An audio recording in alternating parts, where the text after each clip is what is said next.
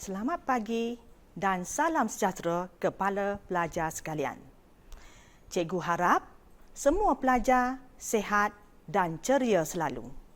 Sebelum kita pergi lebih lanjut, cikgu ingin memperkenalkan diri cikgu. Nama cikgu ialah Oi Peng Kim, guru pengajar am STPM dari SMK Wakaf Baru. Hari ini, cikgu akan berbicara mengenai soalan esei format 2+3 atau 3+2. Jika kita lihat soalan sebenar STPM, soalan bentuk begini agak popular. Oleh itu, cikgu harap pelajar dapat memahami soalan sebegini dengan baik. Dalam pengajaran hari ini, cikgu harap para pelajar cikgu akan mencapai objektif berikut, iaitu memahami esei atau karangan format 2+3 atau 3+2. Apa khabar pelajar semua?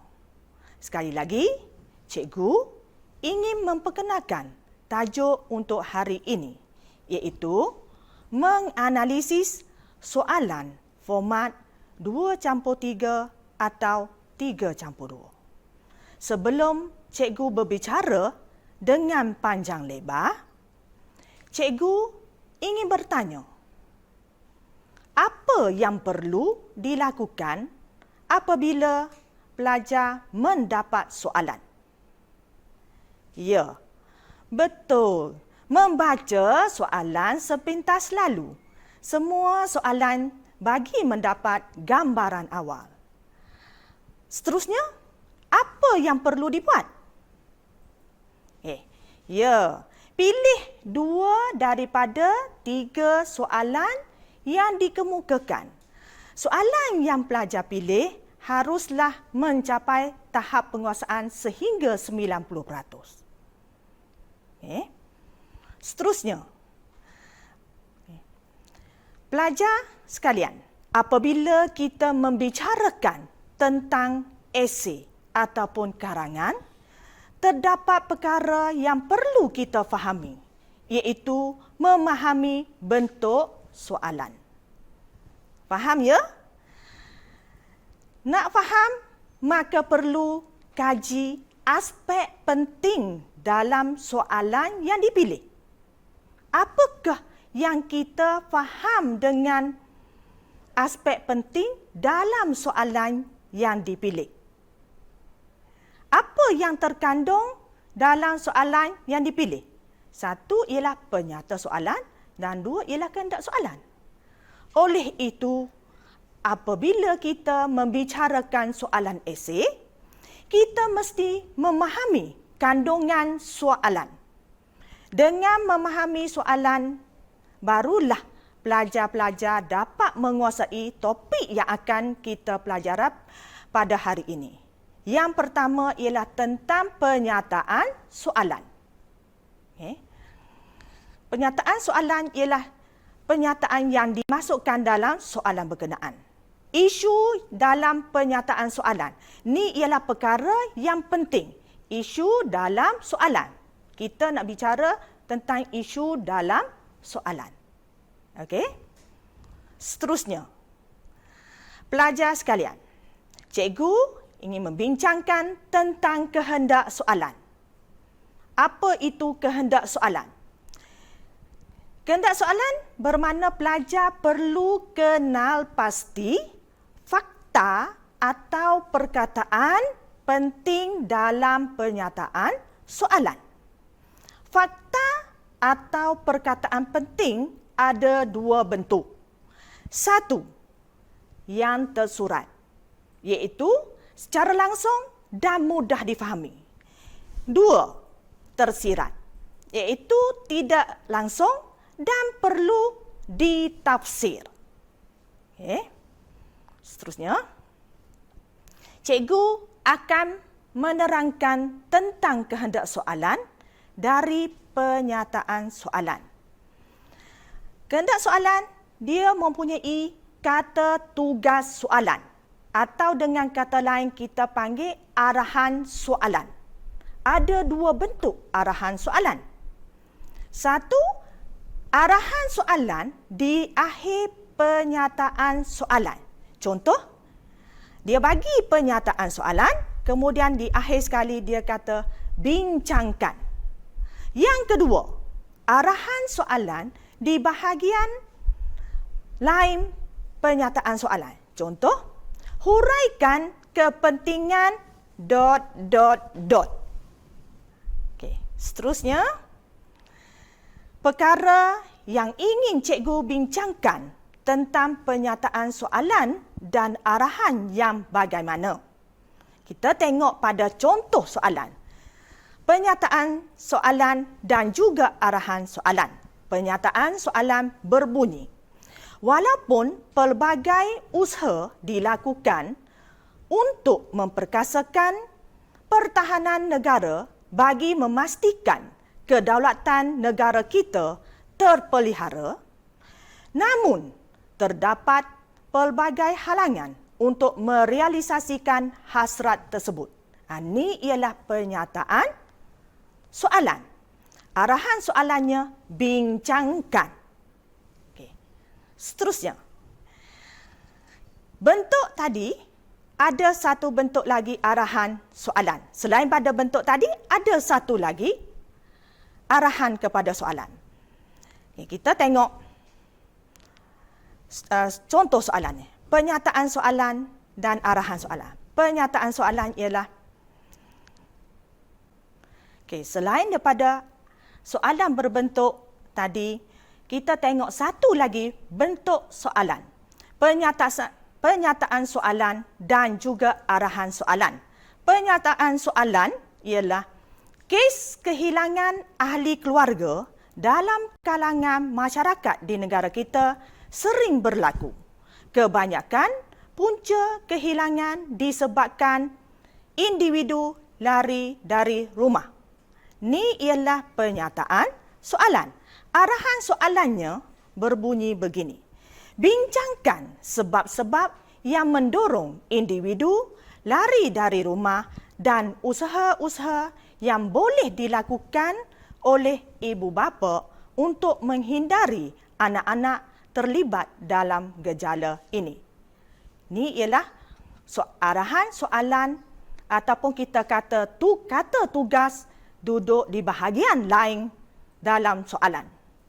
Seterusnya, petua apa yang perlu kita buat ataupun kita lakukan untuk menjawab soalan esei? Adakah petua kecantikan? Bukan. Tapi petua nak kena pasti format soalan. Fokusnya haruslah kepada pernyataan soalan.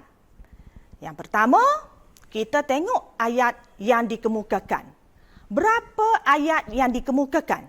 1 ayat, 2 ayat atau 3 ayat? Dalam ayat tersebut, cuba pelajar pastikan tanda bacaan, kata hubung dan juga penanda wacana. Seterusnya, pelajar sekalian, mari kita cara nak kenal pasti soalan. Kaedah mengenapasti soalan. Langkah pertama ialah kita mengenapasti isu soalan. Isu soalan ialah topik perbincangan dalam soalan. Langkah kedua, kita mengenapasti frasa atau perkataan yang ditekankan dalam pernyataan soalan, iaitu sama ada yang tersurat atau yang tersirat. Kalau yang tersurat, perkataan atau frasa ialah jelas maksudnya. Yang tersirat pula, perkataan atau frasa yang kabur dan perlu ditafsir maksudnya. Pelajar yang cikgu kasihi sekalian, mari kita lihat contoh soalan pertama soalan yang kita katakan bentuk tersirat. Soalannya berbunyi, ancaman jenayah cyber dalam kemajuan teknologi maklumat sukar dibanteras dan perlu diatasi dengan segera. Bincangkan. Jadi, isu dalam soalannya ialah ancaman jenayah cyber. Pelajar tidak boleh menyatakan isunya ialah jenayah sebab isu jenayah ialah umum. Tapi kita perlu mengenal pasti isu dalam soalan. Dan dalam soalan ni, isu ialah ancaman jenayah cyber. Kata hubung ialah dan. Kata tugas ialah bincangkan. Maka arahannya ialah suruh kita membincangkan pernyataan tersebut. Jadi, apa yang dikendaki ataupun fokus soalan berkenaan ialah sukar dibanteras dan perlu diatasi segera. Dua aspek yang ditanya ialah berbeza A campur B, iaitu format 2:3, 3:2. Yang pertama, sukar dibanteras bermakna soalan tu ialah perlu kita tafsirkan, perlu kita analisis dan maksudnya ialah sebab jenayah cyber perlu kita banteras. Perlu diatasi segera. Maksudnya langkah yang perlu pelajar kemukakan. Seterusnya, dalam soalan ini pula, fokus soalan jelas kepada kepentingan dan usaha. Kita tengok soalannya. Inovasi amat penting dalam menjadikan negara Malaysia sebagai sebuah negara maju. Dengan itu, pelbagai usaha telah dijalankan di pelbagai peringkat. Jelaskan. Isu dalam soalan ini ialah tentang inovasi. Kata tugasnya ialah jelaskan. Penanda wacana dengan itu menampakkan benda tu ada berkaitan. Jadi perkataan yang digunakan dalam pernyataan soalan jelas menampakkan fokus soalan berkenaan. Yang pertama, fokusnya ialah kepada kepentingan inovasi. Yang kedua ialah kepada usaha yang telah dijalankan di pelbagai peringkat.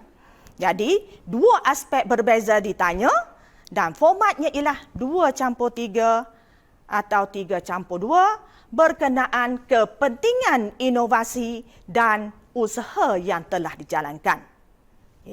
Seterusnya, pelajar sekalian, mari kita lihat contoh soalan yang ketiga.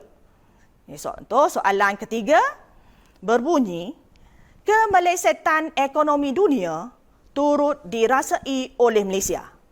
Oleh itu, kerajaan dan rakyat perlu memainkan peranan untuk mengurangkan kesan yang mungkin timbul daripada keadaan ini. Bincangkan. Jadi, bila kita baca soalan ini, isunya ialah tentang kemelesetan ekonomi dunia. Penanda wacananya ialah di mana? Oleh itu, yang duduk di tengah ayat. Kata tugasnya, bincangkan. Kata hubungnya mana? Dan, iaitu yang dia menyatakan kerajaan dan rakyat. Jadi, aspek yang ditanya sama tentang peranan. Tapi fokusnya kepada dua benda. Satu, peranan kerajaan dan satu, peranan rakyat. Jadi, formatnya tetap 2:3 atau 3:2, iaitu peranan kerajaan dan juga peranan rakyat. Seterusnya, cikgu nak merumuskan perkara yang perlu bila kita menjawab soalan esei. Perkara penting yang perlu pelajar faham dan pelajar bila terima soalan perlu teliti ialah satu ialah isu. Isu ini kita perlu bincangkan ialah kita lihat dalam konteks soalan. Isu apa yang ditanyakan dalam soalan. Kita tidak mahu isu yang berbentuk umum. sebab dia boleh menyeleweng pelajar daripada menjawab soalan. Yang kedua ialah kehendak soalan ataupun fokus soalan. Fokus bila penyataan soalan, bila kita telah tahu isu dalam soalan, maka apa fokus dia kepada soalan berkenaan. Yang ketiga ialah tentang penanda wacana dan juga kata hubung. Biasanya penanda wacana atau kata hubung ni menampakkan kita kepada fokus soalan. Ada penanda wacana yang menampakkan benda itu berlawanan daripada yang penyataan hadapan dengan penyataan berikut. Maka kita memberi gambaran kepada kita kemungkinan soalan tu ialah nak benda yang berlainan. Yang terakhir ialah arahan soalan. Arahan soalan duduk di mana? Jika arahannya ialah di akhir soalan, maka kita perlu membincangkan tentang penyataan di hadapan. Jika arahannya ialah di tengah soalan, maka kita nak membincangkan selepas daripada penyataan tersebut. Okey. Khususnya, cikgu rasa pembelajaran kita pada hari ini setakat ini saja dan cikgu harap pelajar dapat memahami soalan format 2+3 atau 3+2 dengan baik. Semoga perkongsian kita di pagi ini bermanfaat kepada semua pelajar. Sekian sahaja untuk kali ini. Semoga kita berjumpa lagi. Sekian, terima kasih. Salam sejahtera untuk semua. Kita jaga kita. #bye.